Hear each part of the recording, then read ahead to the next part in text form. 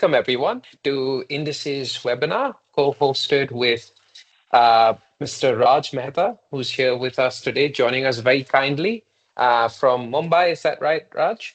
And he is Vice President and Fund Manager at Parag Parikh Mutual Funds, one of India's sort of long-standing and trusted fund houses and AMCs. They've had one of the most popular mutual fund schemes, at least in recent times, of Parag Parikh FlexiCap Fund, something I've personally delved a little bit into. So perhaps some of my returns are thanks to you as well, Raj. So amazing to have you on board today.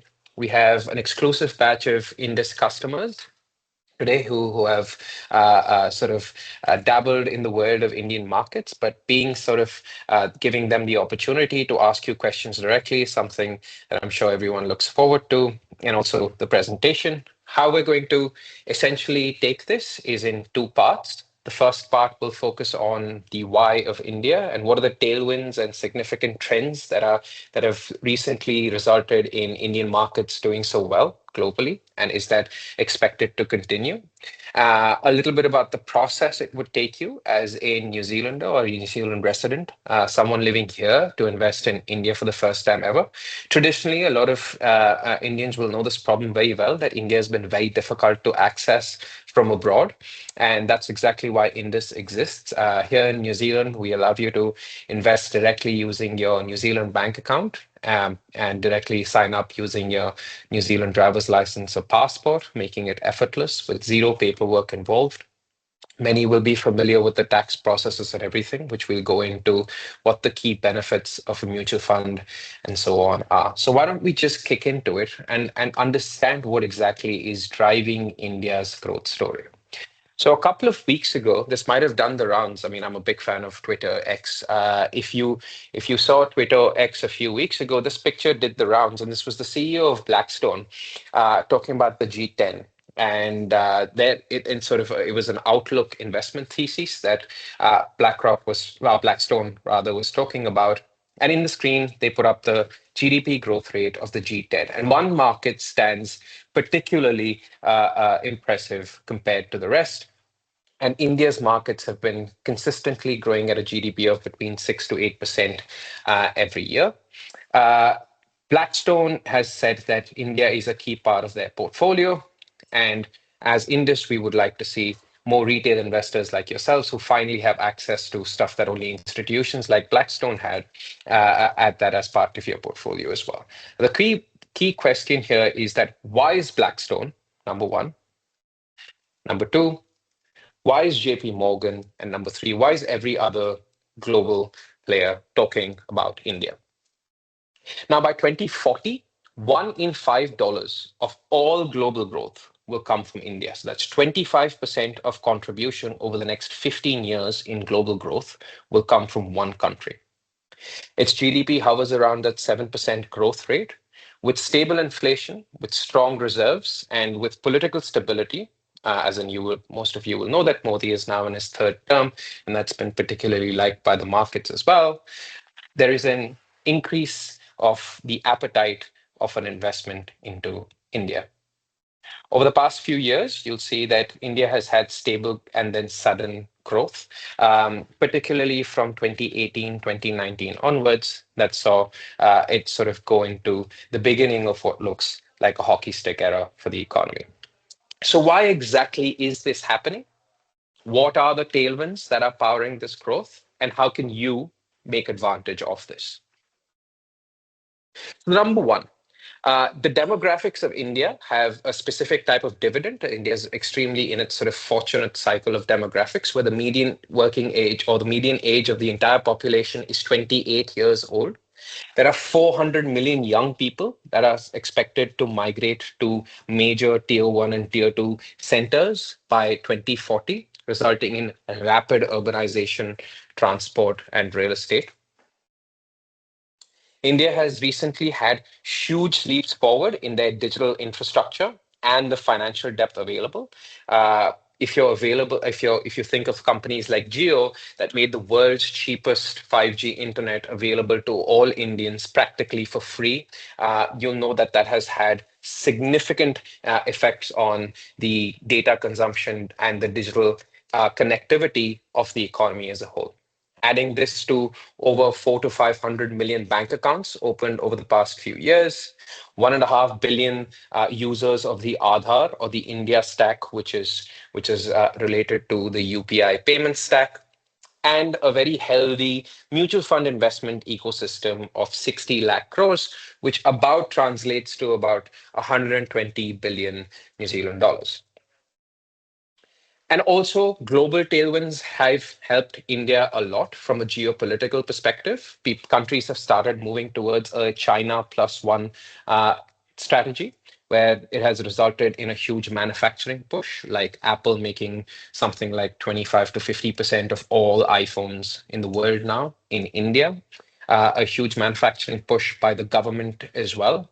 Google putting in its largest ever AI center outside of the US into India recently, and more companies following suit. This combined with overall economic discipline from the Reserve Bank and from the Indian banking system, which has had low levels of debt relative to its GDP, where this is among the top countries in the world, where you can see the US hovers at about 1.2 times its GDP in debt, where India is at a much healthier 0.8 or 80% debt to GDP ratio. Also, something that used to harm in India in the past due to its high amount of consumption is its high inflation rate, which this government has done extremely well to bring under control, with the latest inflation numbers coming in at 1.5% CPI.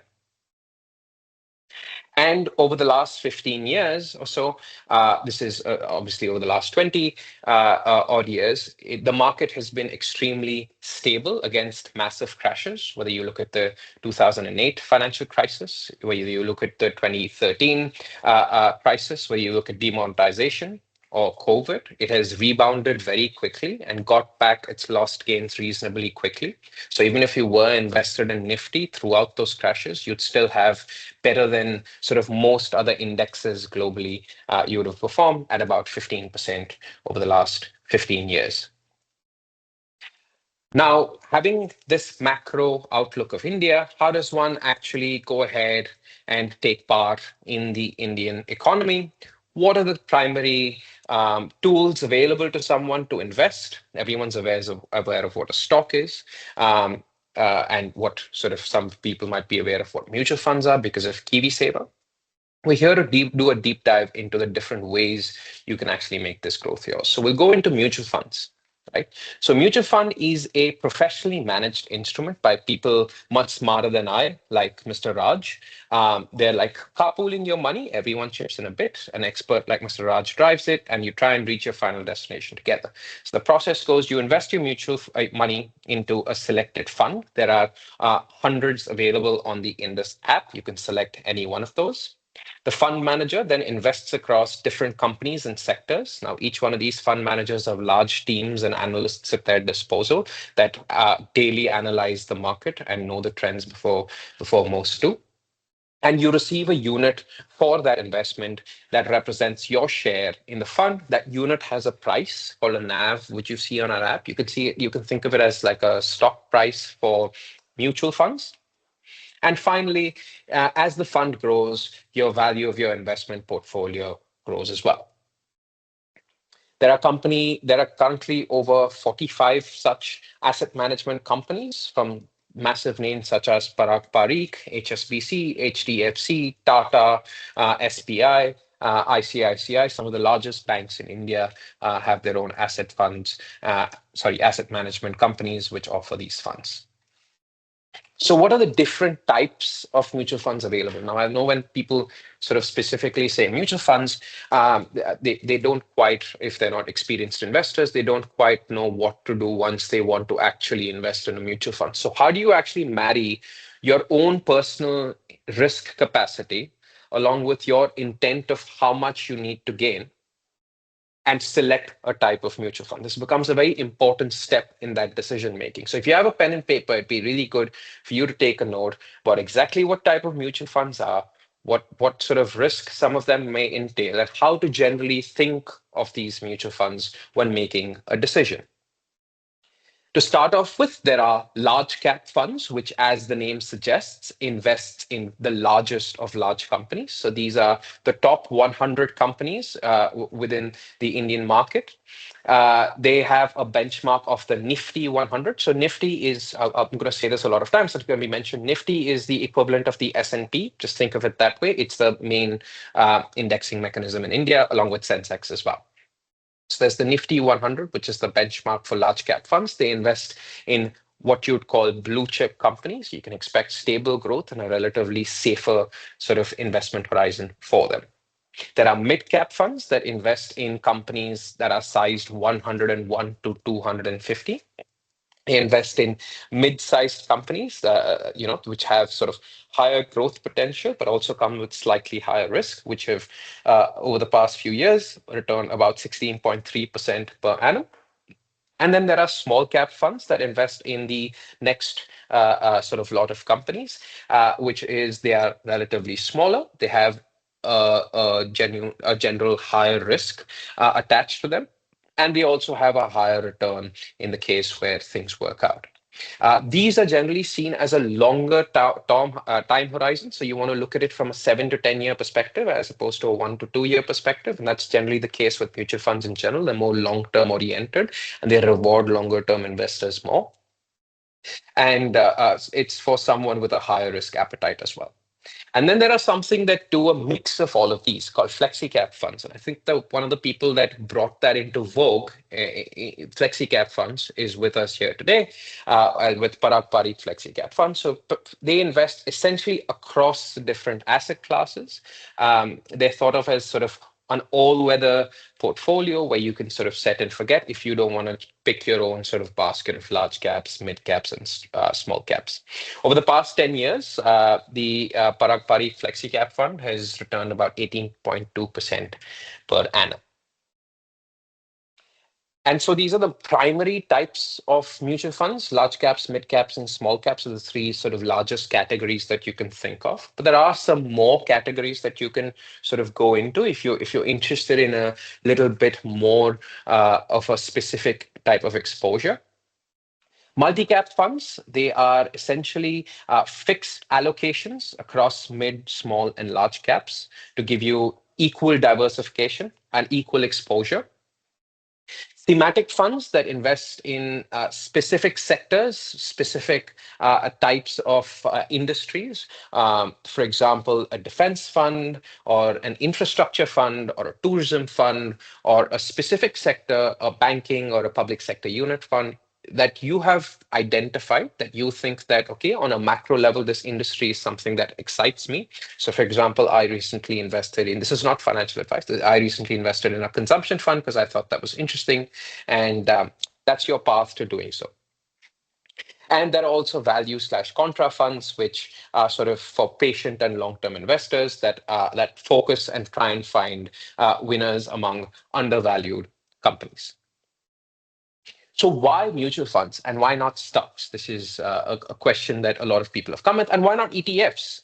Why isn't it just enough buying an ETF? Well, there's a key reason why, and this is extremely important. Number one, these are professionally managed instruments. So when you compare it to a stock, wherein you're doing the research yourself, you're trying to balance your books every day by yourself. This is professional fund managers who do it for you. And most of the mutual funds in India actually outperform the benchmark. So 58% of mutual funds outperform their benchmark. Tax efficiency. Now, this is a very major point, which is the key difference between mutual funds and any other asset class, but especially ETFs. So this asset class in specific, mutual funds, are exempt under the DTAA treaty between New Zealand and India from capital gains tax in India. And the way we do it is we go and claim it all back for you, and we apply the DTAA completely for our customers free of charge. There's a lot of depth. I've spoken about the many different types of exposures that you can get in the previous slide. And these are extremely regulated and protected by the Securities Exchange Board of India, which is the main regulator over there, which is the FMA equivalent over there. So let's take a quick example. I spoke about the tax point, which I said was a really big sort of difference. So let's see how that'll actually work out for you. So if you were invested let's give Mr. Raj the benefit of the doubt, and let's say you invested in Parag Parikh FlexiCap Fund. If you put in $50,000 into Parag Parikh FlexiCap Fund, in India, you would have in about over the past 5 years, you would have got about 139,000. Really impressive stuff.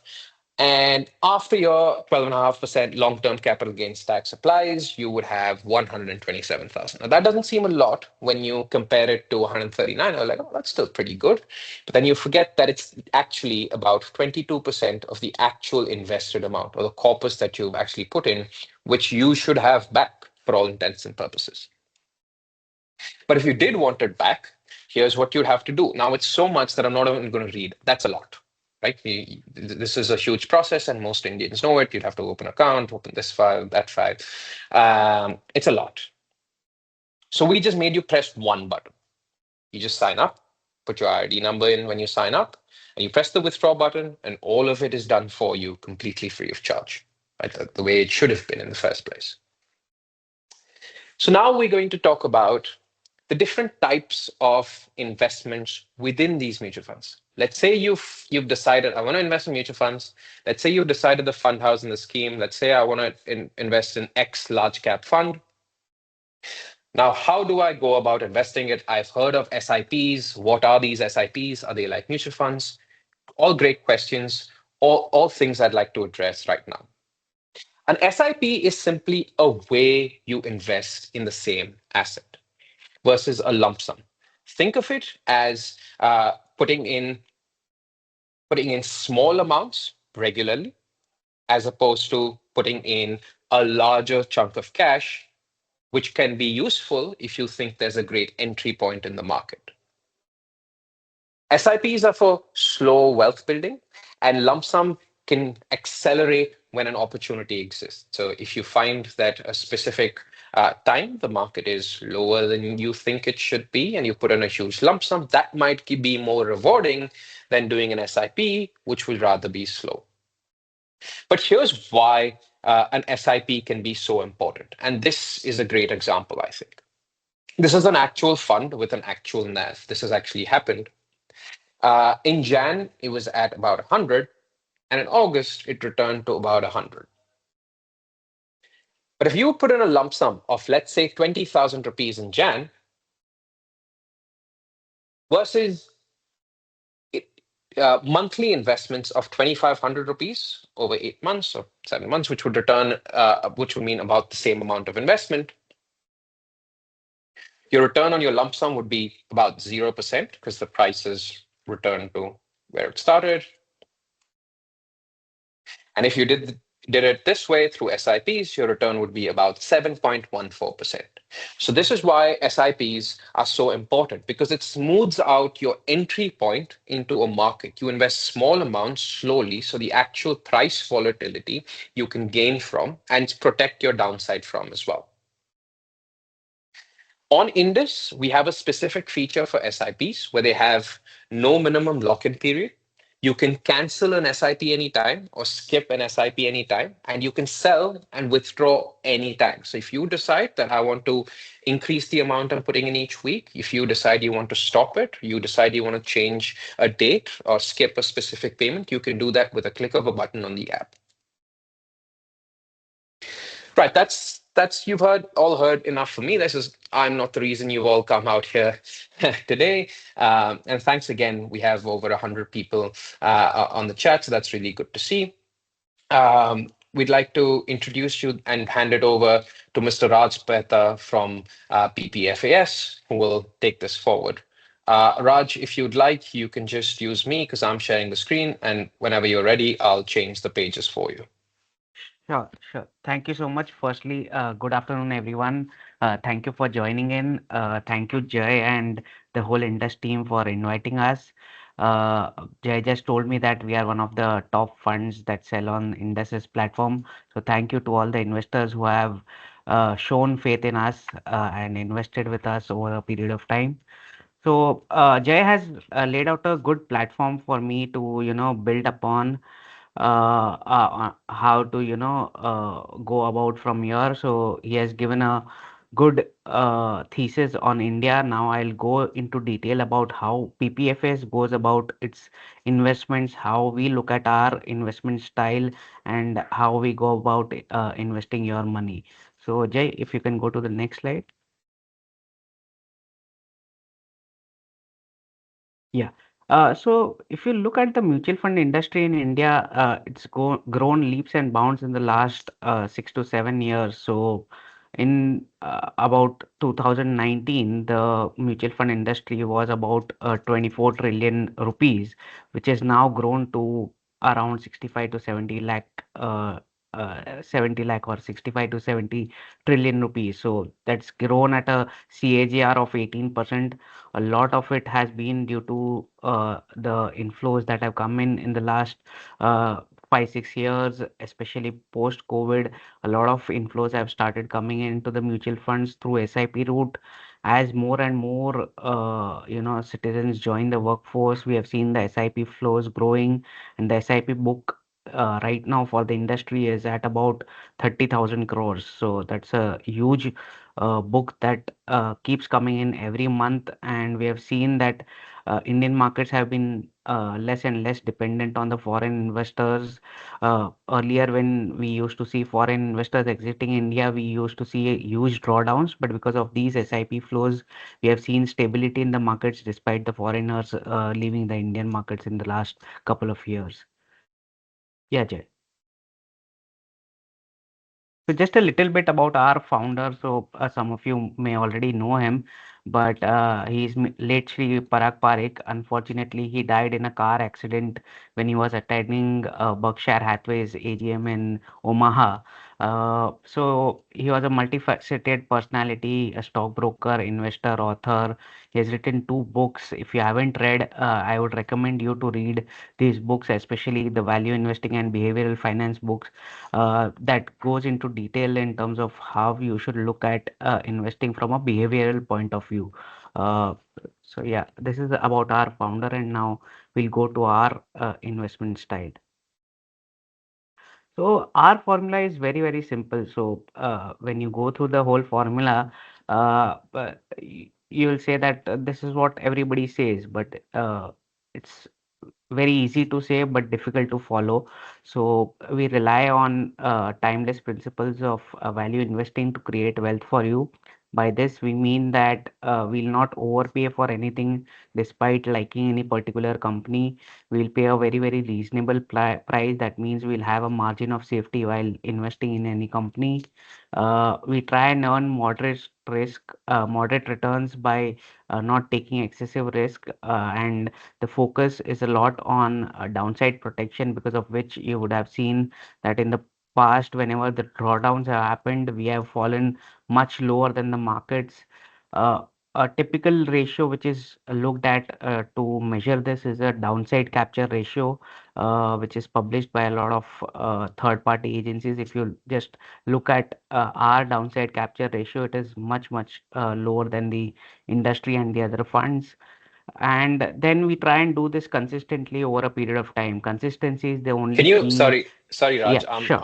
I'm not as smart as you. So can you explain like what a downside capture ratio is? Because that sounds super interesting, right? So if you could just for a second expand on that, just for our customers as well. Sure. So I'll just give you some rough numbers. I don't have the exact numbers with me right now, but if you look at, say, 5 years upside capture ratio and downside capture ratio for our fund, I'll explain it. So when you say upside capture ratio, when the market goes up by 100, how much does PPFAS FlexiCap fund go up by? So we go up by around 90%. So when the market goes up by 100, we go up by 90. Downside capture ratio captures basically when the market goes down by 100, how much the PPFS fund goes down by. So we go down by only 40 or 50. So we go up by 90 when the market goes up by 100. We go down only by 40 or 50 when the market goes down by 100. So what that does is over a cycle, you are generating risk adjusted returns which are excessive, and which helps in beating benchmarks over a longer period of time. Perfect. Thank you so much for that. Yeah. And guys, please keep asking your questions. We'll take all your questions at the end. There's a Q&A section where you can ask as many questions as you want. This is your moment. Mr. Raj is a very busy man, so please do send across your questions. Yeah, we can go to the next slide. Yeah, so this is our formula where we uh, have our tortoise as the logo. The reason we have tortoise as the logo is that slow and steady is the way to win in terms of investing. Just consistently do the same thing over a period of time.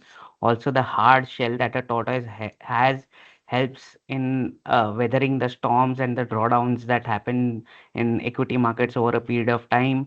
Tortoise also hibernates when the conditions are difficult. So we also hibernate. We take cash calls when required. When the market is at a excessive valuation, we are happy to hibernate for a period of time and then come back to the markets.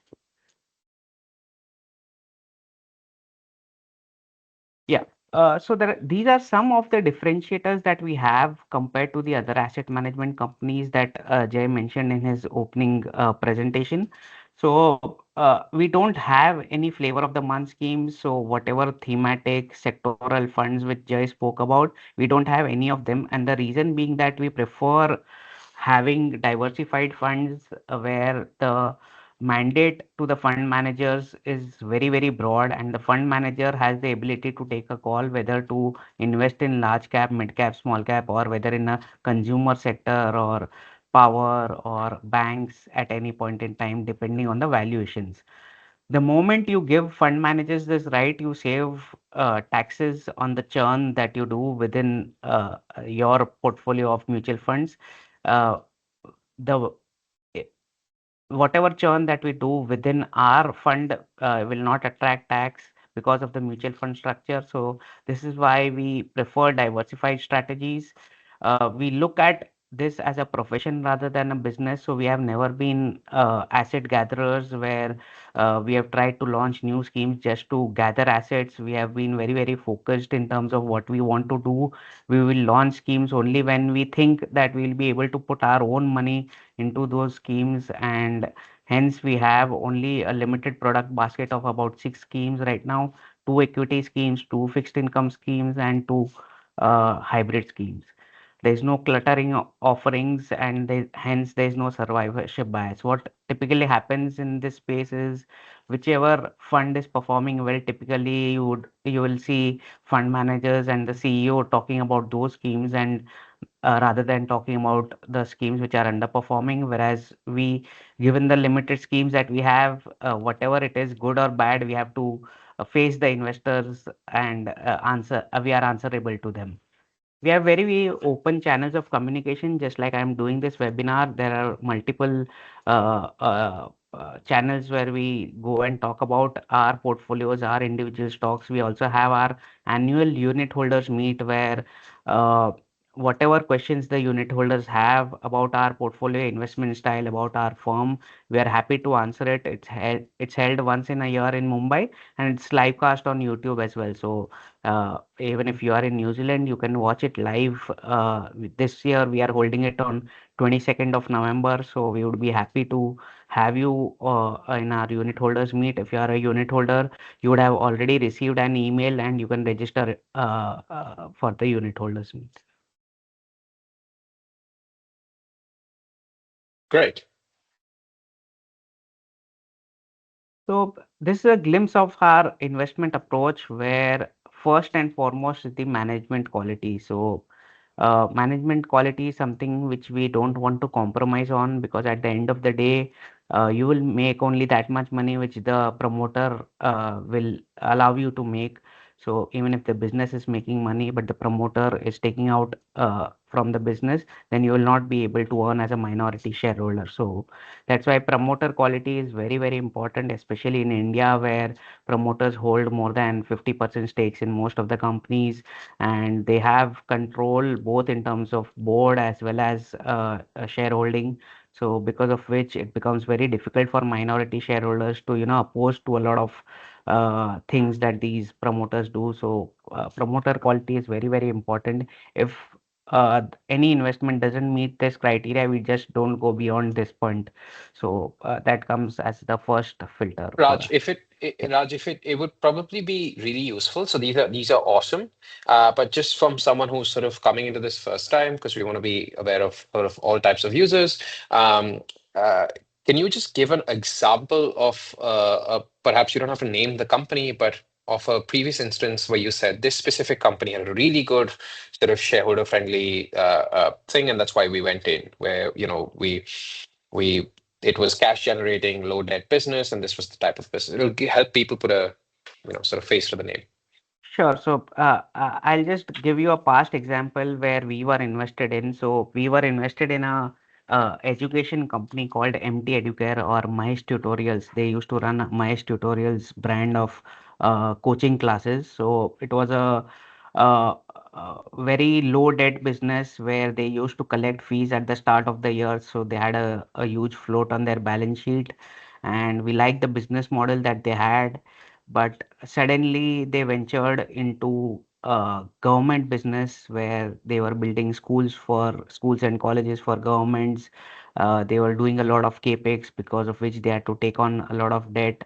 The return on capital kept falling because of that, and the business model completely changed compared to where we invested at. So that's the reason we exited that company. So these are some of the changes where we keep evaluating businesses over a period of time. And if our original thesis is not valid anymore, we are happy to exit it over a period of time. Uh, so I spoke about the first point, which is minority shareholder friendly management. Second is we are partnering with businesses. So when we buy shares of the company, we are not just purchasing shares, we are partnering with the promoters in terms of running the business for a longer period of time. The typical time horizon that we want to own these businesses is 5 years plus, and that's why we prefer investors also staying with us for 5 years plus, especially when you are investing in an equity fund.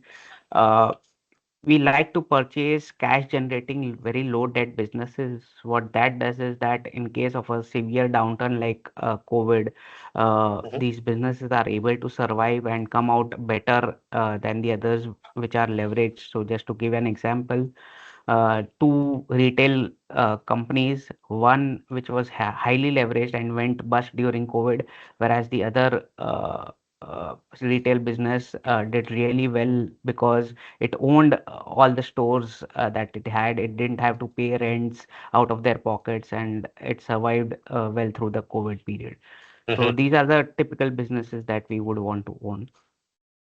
Right. Fourth is we like businesses with strong moats and competitive advantage. By this, I mean companies should have pricing power. So no matter where the raw material prices go, if the companies are able to pass on the price increases to the consumers, the margins will remain intact, and hence the return on capital and the business will remain intact for a longer period of time. And in fact, they are able to command premium for their brand. So because of that, so that is something which we look for in companies. And last but not the least is the valuations that we pay for these companies. So we avoid overpaying. We are not investors who would want to buy at any price. We are very conscious of the valuations that we pay for these businesses, and we typically try and purchase it with a margin of safety. Uh, so again, this is another differentiator that we have as an asset management company, where we follow the Hammurabi code. So if you know the Hammurabi code, so basically, uh, whenever any builder builds a house, they used to tell the builder to stay in that house for a period of time, so that if the house falls, the builder will suffer first. Same way, as we say that a cook has to eat his own food, so all the promoters, directors, employees of the company are invested in the schemes along with you. So whatever happens to the schemes happens to it's applicable to all the employees as well. And we truly believe what we are doing, and that's why we have put our own money to it. And we'll not launch any funds if we don't feel like putting our own money to it.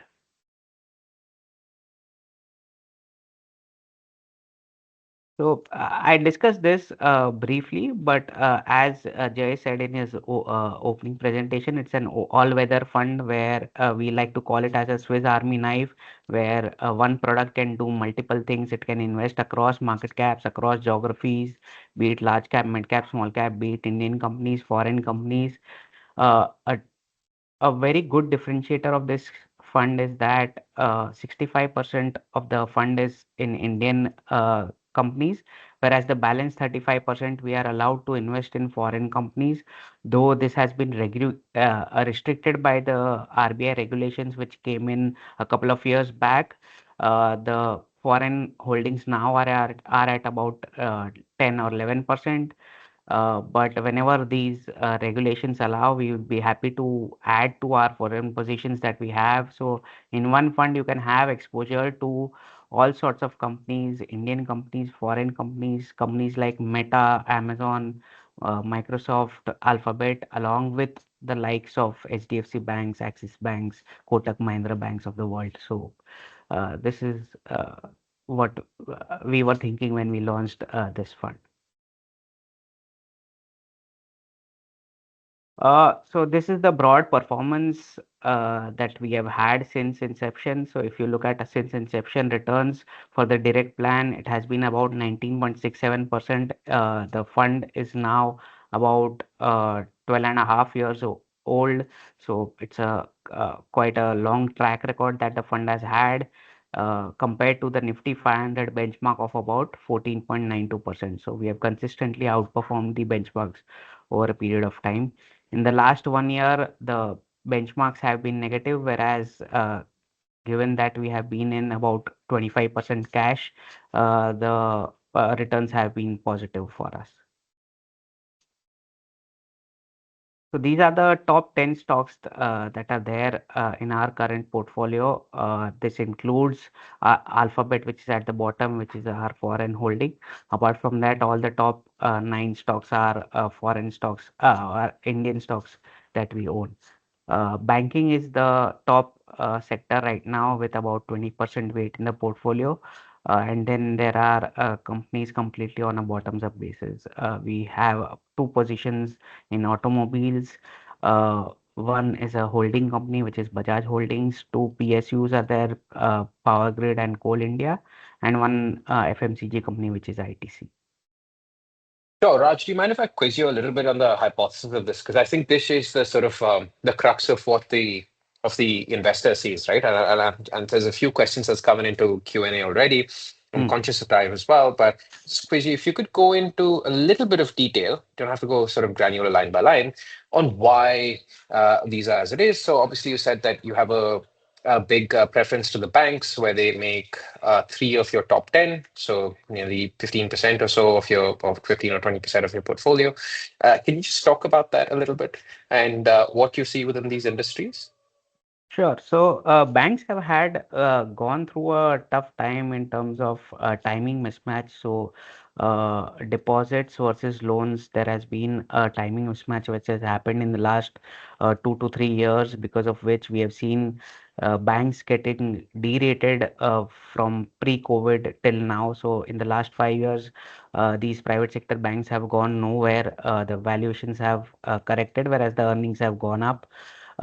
So we like private sector banks, given that they keep taking market share from the public sector banks.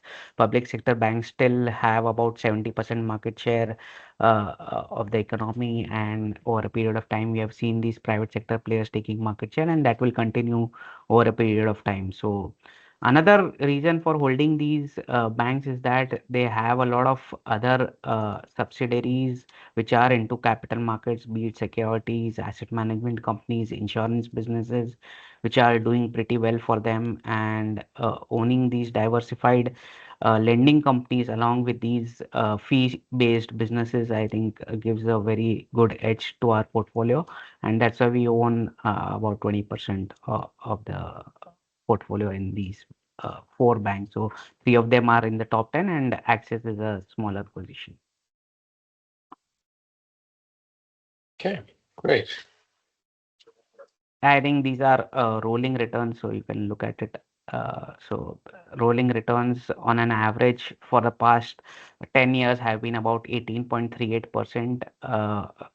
Maximum has been 20.6, minimum has been 16.3. So what this shows is that is the consistency of returns where a minimum is 16, maximum is 20, and an average is 18. So uh, the moment you stay in the fund for a 10-year period, you would have gotten these kind of returns.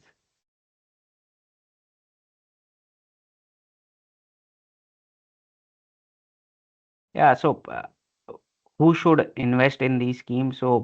This is something which we have on our website. So it's inverse of this on our website, where who should not invest is what we write. So we are the only ones who typically tell investors not to come to us if they don't match in terms of mindset with our philosophy.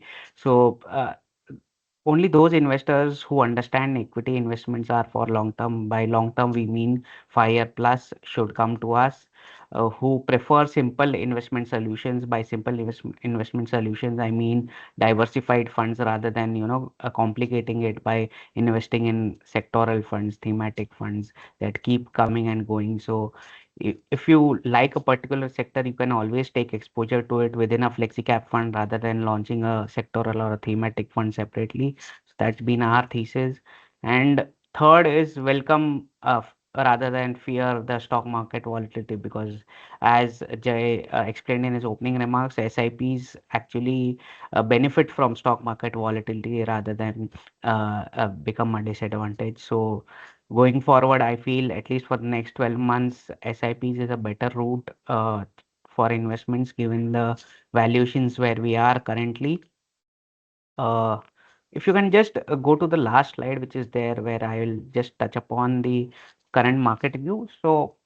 Uh, if you look at Nifty 50 valuations, which are at about 22, 23 times EPS, uh, that hides a lot of facts. So when you say a 6 feet man drowned in a 4 feet pond, which was on an average, it hides a lot of facts. So when you say 22 times price to earnings, and if you remove a lot of PSUs, oil and gas companies, PSU banks, from it, the other part of the index is trading at about 30, 35 times. So Mm. valuations are a little bit on the excessive side where we are not comfortable at, and because of which we are at about 25% cash in our portfolio. Uh, Large versus mid and small caps. So currently we feel large caps are still very reasonable in terms of valuations, whereas all the excesses are there in the mid and small cap space. Again, on a bottoms up basis, you will be able to find some companies in the mid and small cap space which will be reasonable, but on a broader level, we feel that large caps are much better placed than mid and small caps. Our approach to investment is totally on a bottoms up basis. We don't look at top down. We don't look at sectoral weights that are there in the indexes and then be underweight or underweight. Our approach is completely bottoms up, where we look at company on an individual basis and whether it makes sense to invest in that company or not. We don't force ourselves to remain invested, fully invested at all points in time. We are happy to take cash calls as well. Over the past couple of years, we have been in about 20 to 25% cash, and we are happy to wait for opportunities that come by. Return expectations and time horizon going forward. Given that the inflation is much lower than where it was 5 years back, the nominal GDP growth is expected to be around 11 to 12%, with real GDP at about 6, 7%. So going forward, I don't see the market returns being much higher than 11, 12%. Obviously, there will be some active funds which will be able to outperform these market returns, but on an average, the market returns will mimic the nominal GDP growth that the country will have. The time horizon, given the entry valuations, I would assume that the longer the better. But 5 years is something which the investor should definitely have when you are investing at this point in time. And as I have said earlier, also we prefer FlexiCap or a diversified strategy versus the thematic fund. I think, and then we can take any Yeah. questions. Yeah, no, that was awesome, Raj. I think I have so many questions myself, but I won't take up all the time. I can see that the Q&A is already starting to fill up. So, guys, if you have any questions, this is the time to do it now. So, I'm just going to read them out as they came in, first and first out.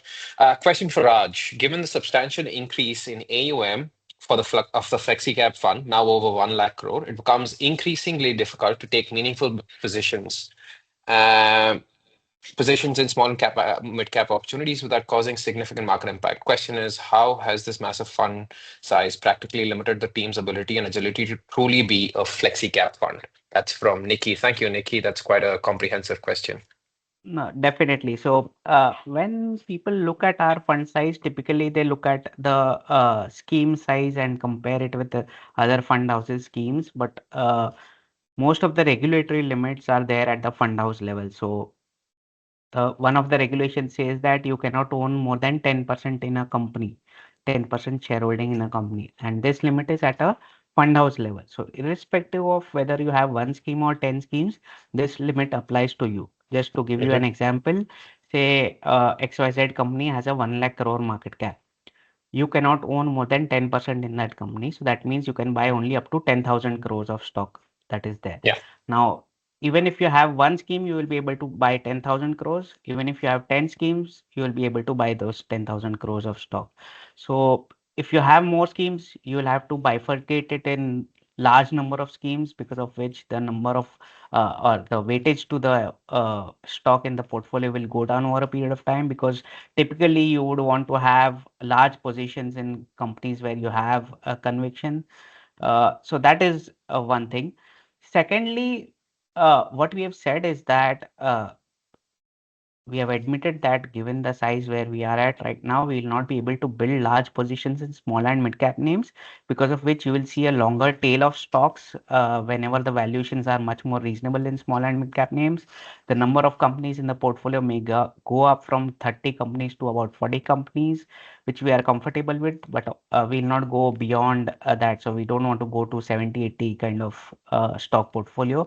We would be happy owning 40, 45 kind of names, subject to valuations being much more reasonable in the small and mid cap space. And liquidity is not a constraint. So these days we have seen large blocks coming, be it through QIPs, private equity investors selling, promoters selling. So liquidity is not a constraint. Yeah, gotcha. So I'm just going to go through these really quick. We'll keep the answers and the questions brief. So, hi, Jay, great to see India's growth story continue. Thank you very much. I've been investing in thanks to Indus. The process become much easier. Thank you again. How this further returns, I do wonder how the consistent devaluation of rupee might impact investors like me who are investing from overseas. What's the best strategy to overcome or mitigate the currency risk? Now, I can talk to that a little bit, having a little bit of the investment banking background myself, so I will tell you one thing: the New Zealand dollar and the INR has been sort of relatively stable over the past couple of years. But one direct way that we've seen get investors choose to mitigate this risk is through SIPing. So, well, all the sort of volatility of the INR, whether it's ups and downs against the New Zealand dollar, they're sort of relatively quite smoothened out when you SIP. So you write some of the highs and sort of write off the lows as well, much easier when you SIP smaller sums as opposed to deposit all your money into your account as once. So that is one thing. And yeah, so over the last 10 years, if you look at sort of Google NZD INR rates, they'll relatively be the same. Yes, they might be a couple of percent either way, but that's just sort of the nature of the markets. The devaluation you might be thinking of is against the USD, which is it's a separate problem, which I'm sure Raj and his team have a much better than answer than I can give for.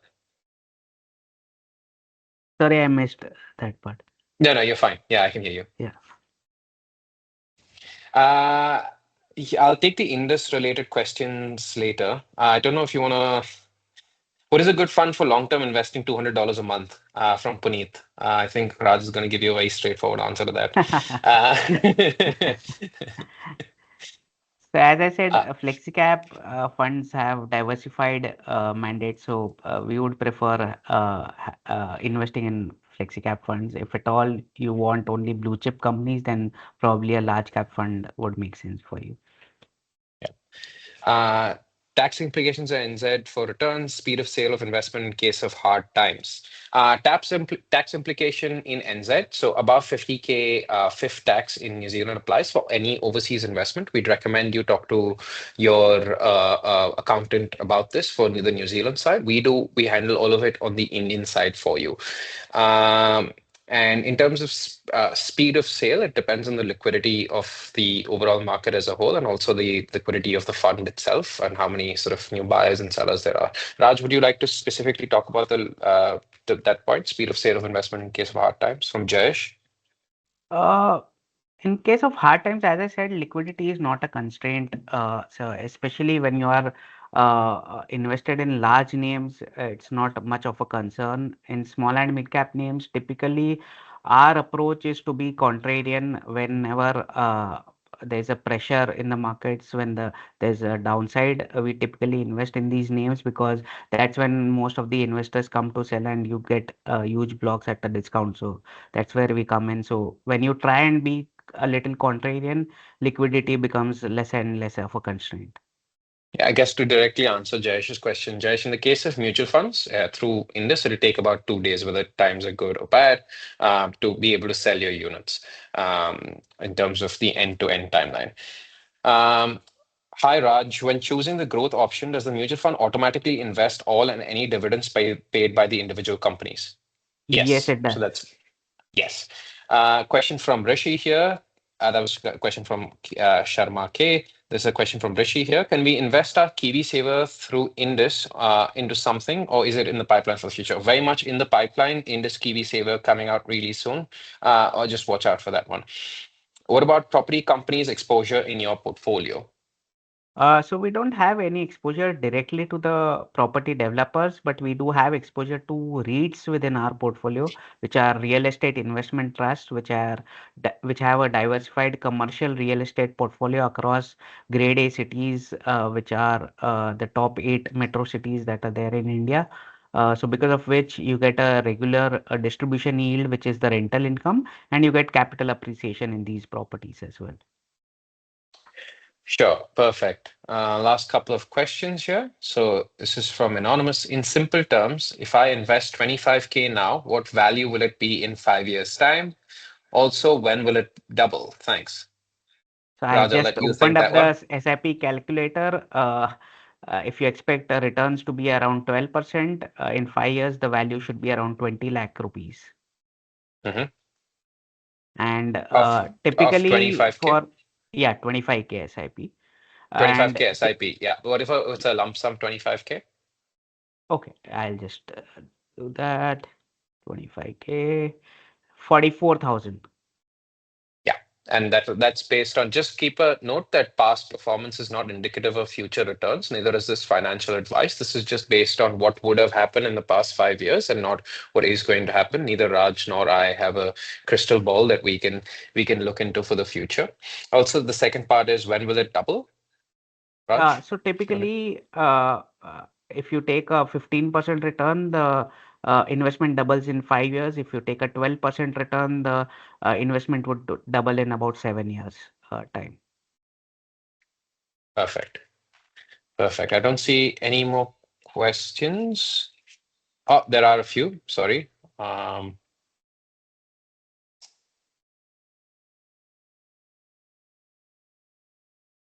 Here we are from Prince Purji.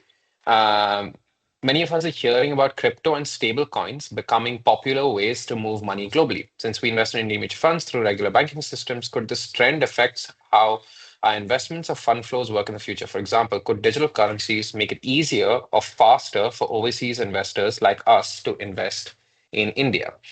As a company that does this exact infrastructure, this is something that we've looked at as well, because you can sort of use stable coins to directly send NZD to INR, and you can sort of get a huge advantage of the spread that is taken by the banks in terms of the FX spread. The only issue there is that over a more macro and large enough scale, the regulators aren't quite 100% on board with it yet. There are great initiatives at places like Gift City, in India that is trying to sort of move the needle on this infrastructure. But from an India specific perspective, for it to be the way it works, it's not there yet. Is that right, Raj? Is that your understanding Yeah, as that's well? correct. That's correct. Yeah. Yeah. Hi Raj, you have from Sharma again. Hi Raj, you guys have done well with holding companies like Maharashtra Scooters. Keep up the good work. There you go, Thank you. some appreciation. Joseph with a question here. Does the rule of 72 apply? Yes, it does. Can you expand on that, Raj, a little for whoever's unaware? So basically, rule of 72 means how much time will it take to double your money? So when you say FD will give you 8%, it will typically be 72 divided by 8, which is 9. So it will take 9 years to double. If you take 12% equity return, 72 divided by 12, which is 6 years to double your money. Perfect. So I think it was an enormous question that came in. For anyone who wants to know, if I want to double my money, look at your expected rate of return, take 72 and then divided that by the expected rate of return, and you'll have how much time your money is expected to double in. All right, here's another anonymous question. Is the DTAA exemption only apply on mutual funds or ETFs too? It only applies on Indian mutual funds. It does not apply on ETFs as well. It's because of the treatment of unit trusts of mutual funds. So the specific nature of mutual funds make them sort of exempt from capital gains tax. And this is only available to New Zealand and I think UAE and maybe one or two more, Singapore, maybe other countries' residents. So we're quite fortunate here in New Zealand to claim this benefit, to avail this benefit, and we do the claiming process and everything for you completely free of charge. So why don't I see from another question for Prince? Thanks, Prince. Why don't I see the 10-year option on the Indus app? That's a good question, Prince. We should have it and we will have it. We'll have a max category so you'll be able to see returns past the 5-year mark as well. So thank you for that, Prince. We'll try and add that in ASAP. So um, a question here from Puneet. What is the difference between hybrid funds and equity funds, Raj? Yeah, so hybrid funds are typically have portfolios which are a mix of fixed income and equity. So there are multiple categories within hybrid funds as well, where equity proportion varies. So, for example, in aggressive hybrid fund, the equity allocation would be somewhere on the higher side, 65 to 70%. In balanced hybrid, it would be 50-50 kind of allocation. In conservative hybrids, it would be 75 debt and 25 equity. So there are multiple categories within hybrid funds, but all of them have a mix of asset classes, be it fixed income, equities. There are some multi-asset allocation funds as well, which have some exposure to commodities like gold, silver as well. So there are multiple categories within hybrid funds. Here's a question from Anonymous. Why is there no option for direct fund on the Indus platform? So I can answer that question. As a company, what we do for you is we give you best in class FX by charging you little to nothing on that. We don't take any brokerage or any fees on that. We also do your entire tax process and everything for that. All of that costs money. The way we earn that money is by giving you the best service and earning from people like the AMCs and Raj themselves who pay us a small finder's fee for each of these investments, which we wouldn't be able to do what we do without while offering direct funds, as we don't take a huge bunch of fees from our customers. So that's why we don't have direct funds. All right. There's a couple of others. I think we'll just take these two last ones, and then I think we're a little bit over time already. I apologize for that. A question for Raj. Considering the recent launch of the Jio BlackRock fund, does it have any specific technological or information edge that the PPFAS currently does not possess? Or is the perceived advantage primarily a marketing narrative without substantive differentiation in investment edge? So I would not want to comment on a competitor and whether it's a marketing narrative or actually there is an edge, but technology is widely available now with all the asset management companies, and there are some large asset management companies that have been in existence for about 30 years now. Over a period of time, they have also built expertise, be it through manpower or technology. And I think there's a lot of technology that is open source now, which is widely available. So, at the end of the day, asset management company is a people's business where the fund manager takes subjective calls. So, if everything could have been done by the machine, then there would have been multiple players which would have outperformed the benchmarks for longer periods of time. But I think there's still some subjective nature that is involved in fund management, and because of which it's still a people's business. And as long as the asset management companies are able to hire people with expertise, with a good educational background, I think technology can be an aid to the fund managers, but it will not completely replace the human power. Right. Thank you for that. That's a gentleman's answer, not throwing mud. Um, Here's a question from LK. If I already invest directly in India and if I start with Indus, are there any KYC related complications? LK, there are no KYC related complications. In fact, your end-to-end KYCs happen in sort of 3 minutes, end to end, from start to verification, from when you download the app to verification is done. No complications at all. You don't need any Indian paperwork, any Indian documents or anything like that. We do all of it on a New Zealand paperwork and documentation. And India KYC is not our lookout, so we don't do any of that. So that'll entirely be up to you. There will be no KYC related complications for us. Thanks, LK. And I think that's the end of that. Thank you all so much for swinging by and listening to Mr. Raj speak. Thank you so much, Mr. Raj, for coming down here and sharing your wisdom with us. If they have any more questions, is there somewhere they can reach out? Yeah, so they can reach out to our team. You already have details of our team. You can reach out to them. Okay, that sounds really good. So reach out to the team and they can find that on the Parag Parikh website. Yeah, they can find out there, or they can reach out to you, and you can probably compile the questions and send it to us. Sure, no Whatever problem. We works. can do that. We can do that as well. That sounds Yeah, perfect. Thank you so much, Mr. Raj, and thank you so much to everyone for coming on a wonderful day like this. Thank you. Take care. thank you. See ya.